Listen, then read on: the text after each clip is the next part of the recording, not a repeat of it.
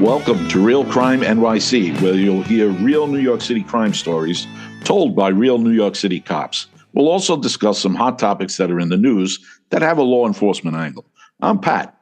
Join Chris, Bill, and I for this episode of Real Crime NYC, where we'll continue our discussion of the murder of 4 college students in Moscow, Idaho. We have some good news coming down the track. Okay, guys, what do you got? Pat, Friday, great news. Bryan Kohberger, a 28-year-old PhD student from Washington State University, studying in criminology, was arrested in Pennsylvania at 3 a.m. in the morning by a SWAT team. Pennsylvania State Police assisted Idaho State Police and Moscow State Police, in addition to the FBI, in tracking down Bryan. The belief is that Bryan was tracked down through cell phone data, cell phone sites, and also through the vehicle that they were looking for. This is what's being reported, is that his DNA has come up in the crime scene. And the FBI, who are excellent at intelligence gathering, they must have gotten all of the cell phone data from everybody involved, and they were able to get his cell site locations and track them down. And from what we're hearing, he's in the same area as these victims leading up to the murders. Tuesday, he was presented in front of the Monroe County, Pennsylvania courthouse for an extradition hearing, and he waived extradition. Yeah, so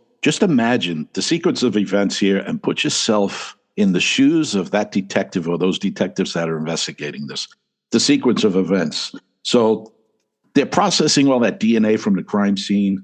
They're searching for that white car that they're looking for. At the same time, the telephone analysis is going on for every phone number that pinged off the cell site near the murder.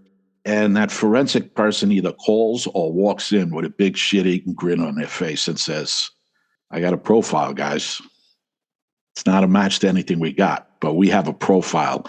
And now the tension is building, the excitement is building. But these guys are careful because they've been disappointed before with leads that didn't pan out.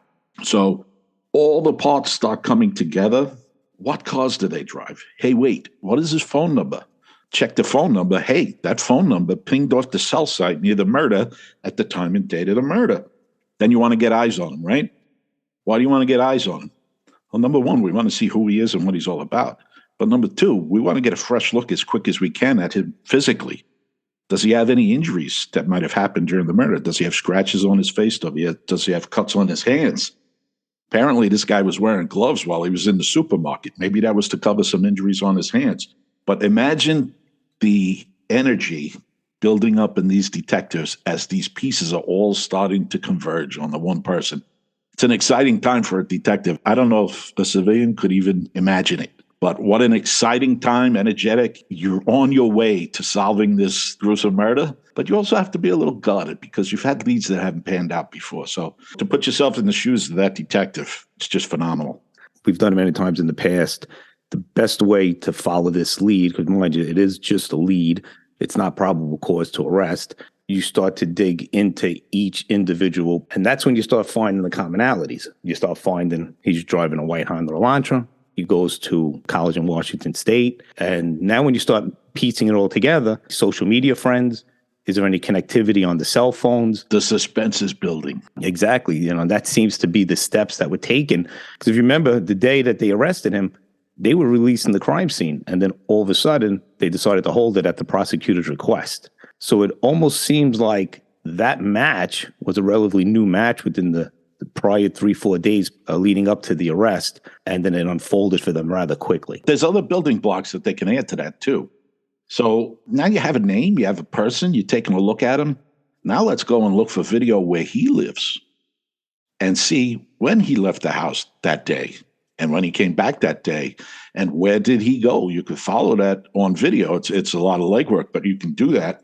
Did his car hit off any license plate readers that day? Easy pass, stuff like that. So there's all these little building blocks that you're not even thinking of that can add to your probable cause. Then you do a surveillance on the individual. Let's keep eyes on him. Is he going to spit in the street? Because if he does, the minute he walks away, I'm going to keep an eye on it and I'm going to swab up that spit. And now I have his individual profile. You could do a one-on-one match between him and the unknown profile that you have from the crime scene. And that's when you get your bingo. that's our guy.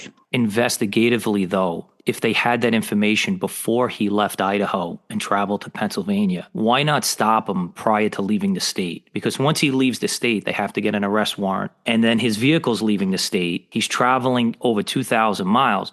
Whereas if they would have grabbed him prior to leaving the state, the absolute right doesn't come into play.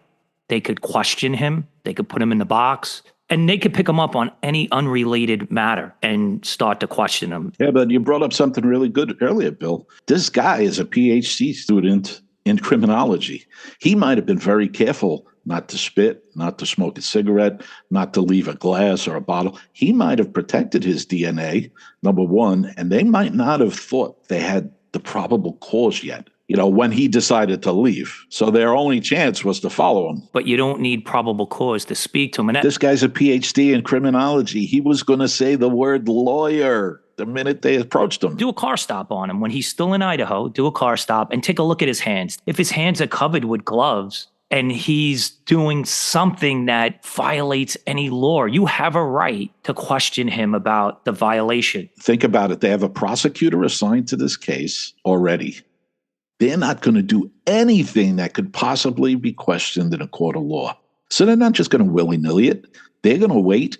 They're going to wait till they have probable cause, and then they're going to bring him in because they know they have one shot. This guy knows how it works.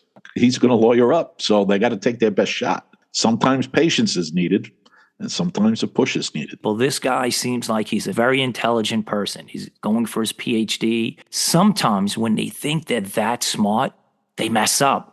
If you get a good investigator in front of him, you're locking him in to statements. If you stopped him while he was still in the state and you have a right to question him, you don't have probable cause yet, right? And you're just questioning him. Hey, can we speak to you? He's locking himself into a story that can now be used later on in the investigation or prosecution against him. We're not talking about taking him into custody, talking about questioning him. If he refuses, he refuses. If he lawyers up, he lawyers up. But then your antennas come up. If they would have known this information prior to him leaving the state, I think it would have been a little bit more beneficial if they would have went at him, questioned him prior to leaving the state. Yeah, it might be a matter of just timing when they got certain information. Could have been just the timing didn't work out. Yeah, I agree with Bill. You definitely don't want him to leave. You don't want him to attach counsel in Pennsylvania and then have to extradite him back. It just hurts you as far as getting a confession and a voluntary sample. But it does seem like the information was relatively new, and they jumped up on it, and he happened to be in Pennsylvania. They did a car stop. In reality, he gets stopped in Indiana. If they suspected him, they would have been following him loosely somehow across the country. They wouldn't have just let him flee the state without following him. No, he had a surveillance team on him that whole trip, is what's being reported. I'm curious to know if they put a tracking device on his car before or during that trip to make it easier to surveil him. Well, if they build probable cause, why wouldn't you? You're going across country without a GPS? Yeah. Processing that car now that it's in another state, assuming that the FBI is going to assist getting that vehicle back to Idaho, and Idaho State Police Forensic Lab will process it in a forensic garage, or the FBI could do it in their forensic garage in Quantico. But that car is going to be thoroughly looked at for any blood, hairs, fiber, DNA. And the rule of thumb is if he was in that home and there was blood in that home, there's going to be a transference of evidence into that vehicle if he got into that vehicle right after that murder. Those hairs, those fibers, that blood, the DNA, there's going to be that transference into that vehicle. Even if he cleaned that vehicle, there's ways that you could find out if there was actually blood on the floor mats, on the seats. Door handles, steering wheel. Look for anything that gives you heavy friction when you touch a gear shift, the steering wheel, the floor, your feet. Yeah, that car is going to be taken apart and looked at. And again, they still haven't found the murder weapon. I would want to find that because I think that just locks in this prosecution. Yeah, it's one more building block for a defense attorney. It's one more little bit of doubt that you're taking out if you get the murder weapon. Familial DNA is a great resource for detectives and law enforcement, but it's getting a lot of pushback from the defense bar, from defense attorneys, and they try to paint it as this big, ogre of a thing that the government does. And really, a case like this where they use familial DNA that everybody knows about and it brings it to a successful conclusion, it's very helpful because it educates the public about familial DNA. It's a little bit complex, but people can understand it. And it lets them know that it's just a lead that a real live detective has to go and then run down that lead and build probable cause.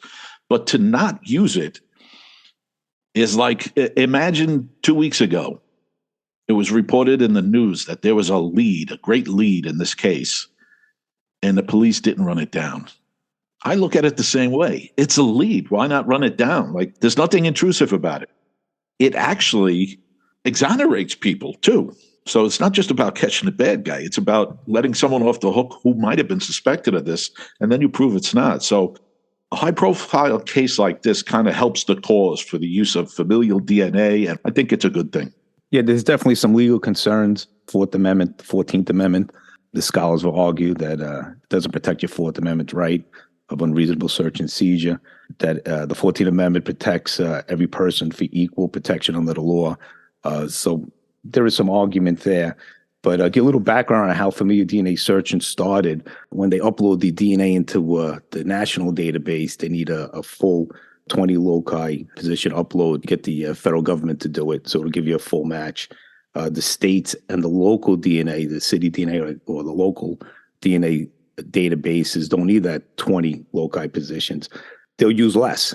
And what they've seen over the years, the less loci they've had generated those broader partial matches. And then they realized, hey, if we develop the right software, we could eliminate false positives and we could start nailing down relatives of perpetrators. And that's when the lineage testing came in and it kind of protected the familial DNA searches as being more credible. And that's how it's being introduced state by state now. Not every state will do it. New York has started doing it. It's been very successful, but it's got to be protected. It's the right people have to be overseeing it, and done properly, it's a very successful investigative tool. Yeah, one of the things that makes people uncomfortable with it is sometimes it reveals family relationships that they didn't know they had. Sometimes it'll bring up, hey, this guy has a brother. Let's take a look at him. Hey, you go talk to him. He says, I don't have a brother. Well, yeah, you might not have known it, but you do have a brother. Or conversely, you think you have a brother and he's really not your brother, or your son, or your father. Exactly. Some very uncomfortable truths are revealed through DNA. But again, people are submitting their DNA to these private databases. And a lot of times forensic genealogy, I mean, that's where you're getting your bingo from, these databases. And when you join the database, you're basically signing away your right to privacy over it. Yeah, the other thing you got to be concerned with, the sample you're taking, the unknown sample you're taking from the crime scene, you have to 100% ensure that it is the perpetrator's sample. It's got to be something substantial. It can't just be commingled. My guess here would be blood from like an exit trail, something only a perpetrator could have deposited at that scene. Somehow there's no way possible a victim or a witness could have deposited that DNA sample.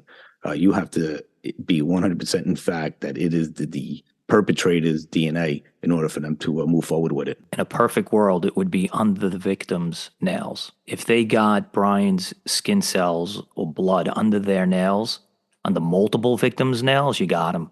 You got him nailed. How do you explain that? Yeah, and it's quite possible in this case, like we discussed in episode 1, this guy might just be a complete homicidal psycho. Like, he may have no prior relationship with any of these people, although there has been some reporting that his cell phone pinged in the same locations, the same cell sites as these people on multiple occasions.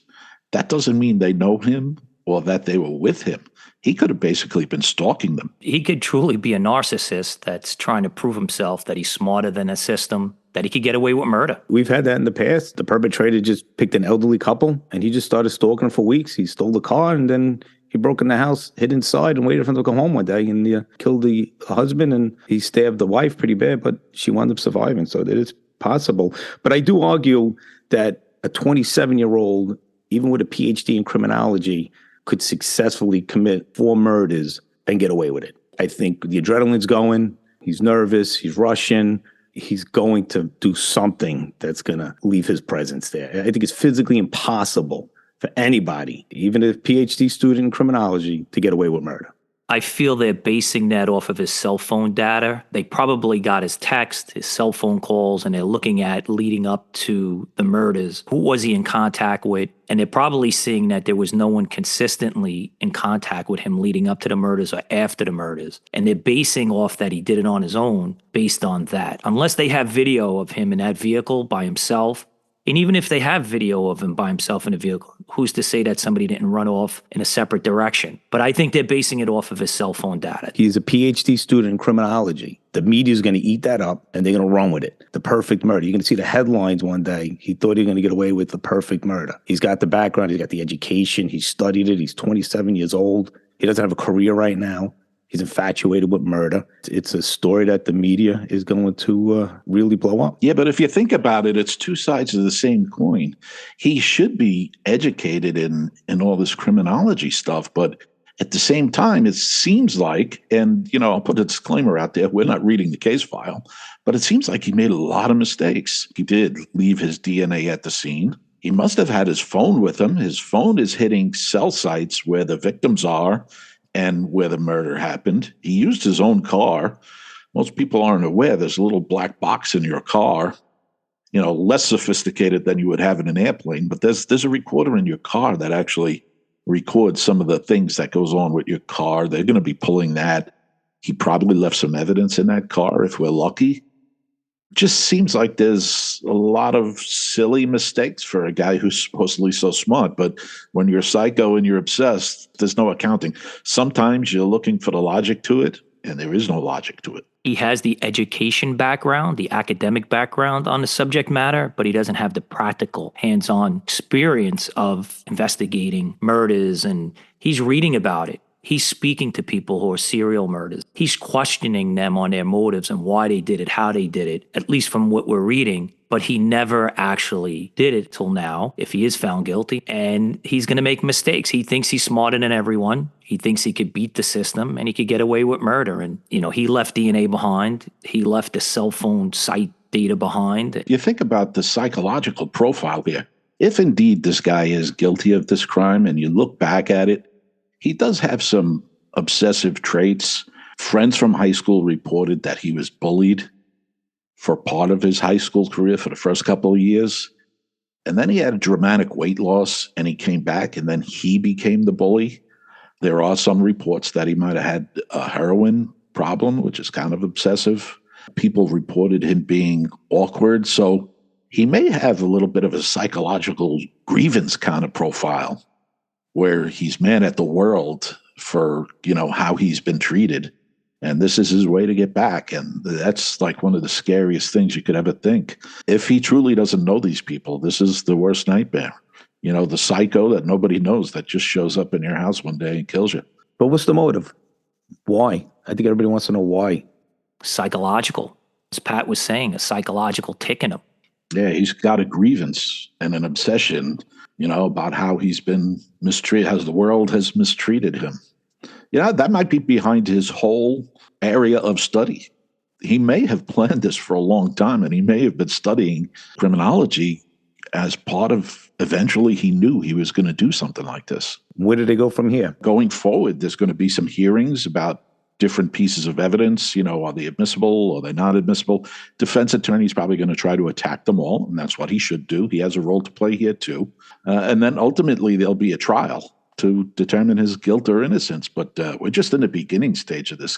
This could take quite a while to play out ultimately. So the judge had put a gag order in effect until the verdict is read, and that goes against the defense attorneys, it goes against the prosecutors, it goes against law enforcement, police. So that's really going to limit the amount of information getting out to the public. He doesn't want this case playing out in the press. That's why.